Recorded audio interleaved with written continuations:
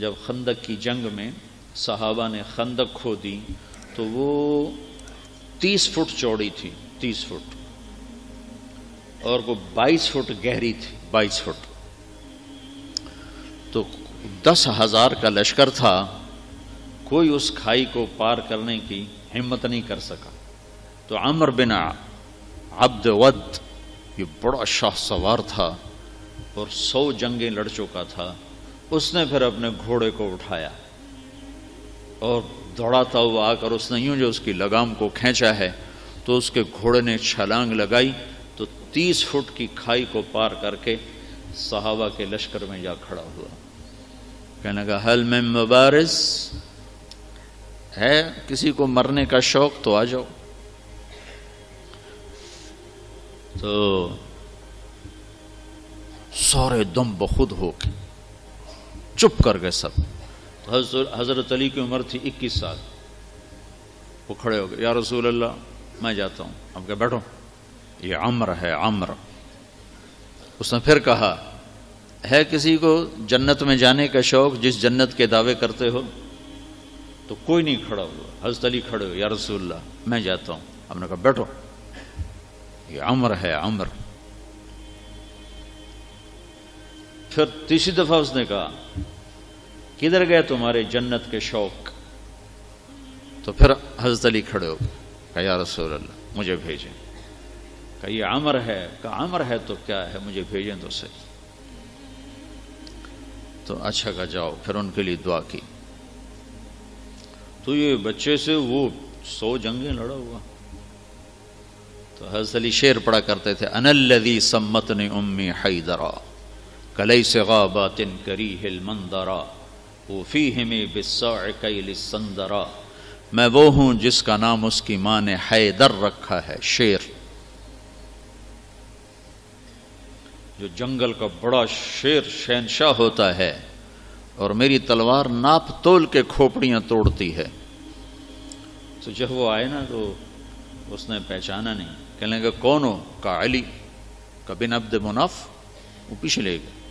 کہا نہیں بن ابی طالب کو بھتیجے، تو کہاں سے آ گیا؟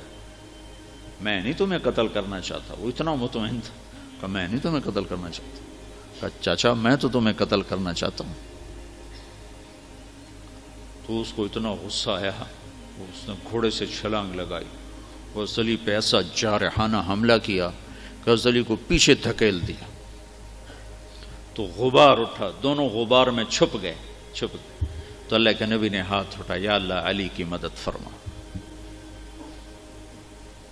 تو اس نے تھوڑی دیر کے بعد اس نے جو وار کیا جو سر پہ لگا حضرت علی کے ترچھا، اور کندھے پہ آ کے لگا، کندھا زخمی ہو گیا۔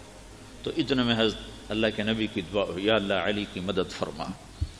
تو حضرت علی نے بڑھ کے وار کیا، اس نے ڈھال پہ روکا، وہ ڈھال کٹ گئی، سیدھا اس کی کھوپڑی پہ لگا اور 2 ٹکڑے ہو کو نیچے گر گیا۔ حضرت حسن اور حسین بیمار ہو گئے۔ تو اللہ کے نبی خبر لینے آئے تو دونوں بچے بیمار تھے۔ تو آپ نے کہا حضرت فاطمہ سے روزے کی منت مان لو کہ اللہ تعالیٰ بچوں کو شفا دے تو ہم روزے رکھیں گے۔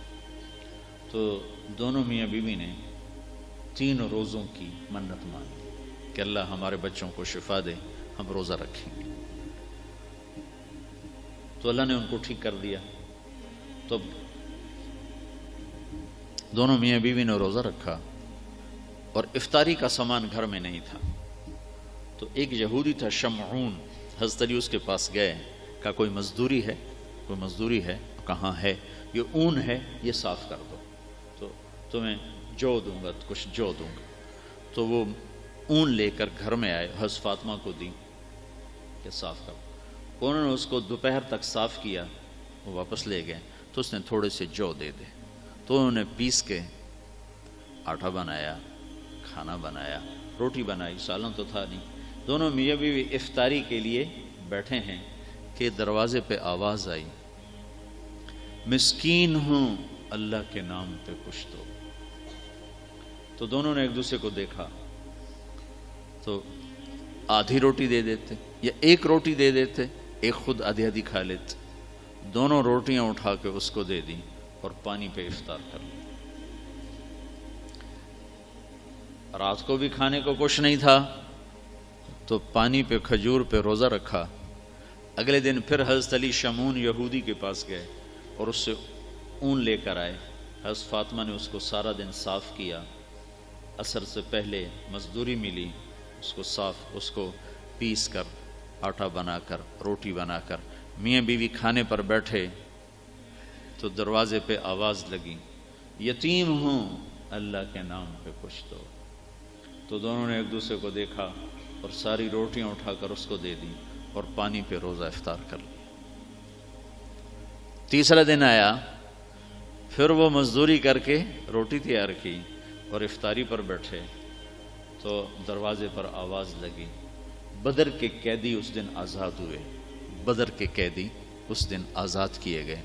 تو ایک قیدی دروازے پر آ گیا، قیدی ہوں ابھی چھوٹا ہوں اللہ کے نام پہ کچھ دو۔ تو دونوں میاں بیوی نے دونوں روٹیاں اٹھا کر اس کو دی تھی۔ 3 دن کے فاقے نے حضرت فاطمہ کو بستر پر گرا دیا اور بیمار ہو گئے۔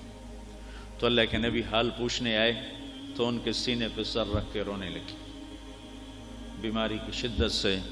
تو یہ ان آنسوؤں نے جو آسمان میں ہلچل مچائی، جبریل قرآن لے کر اترا، وَيُطْعِمُونَ الطَّعَامَ عَلَى حُبِّهِ مِسْكِينًا وَيَتِيمًا وَأَسِيرًا إِنَّمَا نُطْعِمُكُمْ لِوَجْهِ۔ پوری آپ کو سنو پیچھے سے، اللہ نے کیا عزت بخشی۔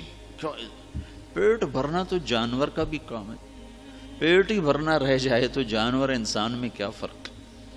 ان الابرار یشربون من کاس کان مزاجها کافورا عینا یشرب بها عباد اللہ یفجرونها تفجیرا۔ یہ میرے بندے ایک دن آنے والا ہے وہ پئیں گے جس کا انہیں تصور بھی نہیں، کافوری شراب پئیں گے۔ پھر اب ان کی تعریف، یوفون بالنذر، اپنی نظر کو پورا کرتے، وہ منت کا لفظ، اپنی نظر منت کو پورا کرتے ہیں۔ یوفون بالنذر ویخافون یوما کان شرہ مستطیرا، اور آخرت کے دن سے ڈرتے ہیں۔ اب ان کی یہ صفت ہے، وَيُطْعِمُونَ الطَّعَامَ عَلَى حُبِّهِ مِسْكِينًا وَيَتِيمًا وَأَسِيرًا۔ یہ خود بھوکے ہوتے ہیں، عَلَى حُبِّهِ، خود بھوکے ہوتے ہیں اور کھلاتے ہیں مسکینوں کو، یتیموں کو اور قیدیوں کو۔ اور پھر ان کی اخلاص کی اللہ نے گواہی دی، انما نطعمکم لوجہ اللہ لا نرید منکم جزاء ولا شکورا۔ اللہ ان کے اخلاص کا گواہ بن رہا ہے کہ یہ کہہ رہے ہیں کہ ہم صرف اللہ کو راضی کرنے کے لیے کھلا رہے ہیں، ہم کوئی آہ واہ نہیں چاہتے۔ انا نخاف من ربنا یوما عبوسا قمطریرا، ہمیں اس دن سے ڈر لگتا ہے جو دن بڑا خوفناک ہیبتناک ہے۔ پھر اللہ نے آگے بشارت دی، فوقاہم اللہ شر ذلک اليوم ولقاہم نضرۃ وسرورا وجزاہم بما صبروا جنۃ وحریرا متکئین فیہا علی الارائک لا یرون فیہا شمسا ولا زمہریرا ودانیۃ علیہم ظلالها وذللت قطوفها تذلیلا۔ آگے تک یہ قرآن اترا کہ اللہ تعالیٰ کہ جبریل آگے پیغام لے کر کہ علی و فاطمہ کا یہ عمل ایسا پسند آیا ہے کہ عرشوں پر بھی دھوم مچ گئی ہے۔